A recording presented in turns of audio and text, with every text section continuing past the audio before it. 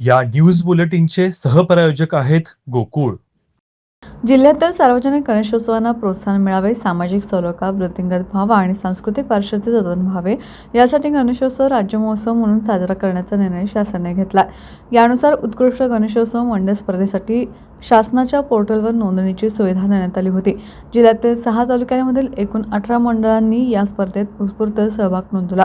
यावेळी उत्कृष्ट गणेश मंडळाला जिल्हाधिकारी अमोल येडगे यांच्या हस्ते बक्षीस वितरण करण्यात आले. तालुका स्तरावरील निवडलेल्या मंडळांमधून जिल्हास्तरीय अंतिम निवड 11 सप्टेंबर 2025 रोजी घेण्यात आली.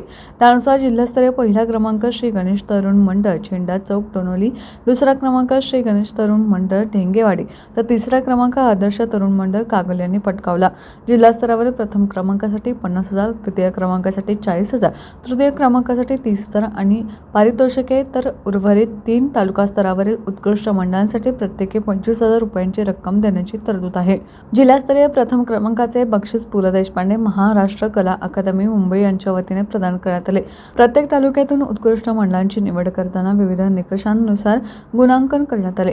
त्यानुसार शाहूवाडीतून श्री गणेश तरुण मंडळ झेंडा चौक डोनोली, राधानगरीमधून श्री गणेश तरुण मंडळ ढेंगेवाडी, करवीरमधून शाहूपुरी युवक मंडळ, गडिंग्लजमधून फ्रेंड्स ग्रुप गणेश उत्सव मंडळ, मुतनाळ हातकणंगलेतून श्री छत्रपती व्यायाम मंडळ, इचलकरंजी आणि कागलमधून आदर्श तरुण मंडळ यांची निवड करण्यात आली.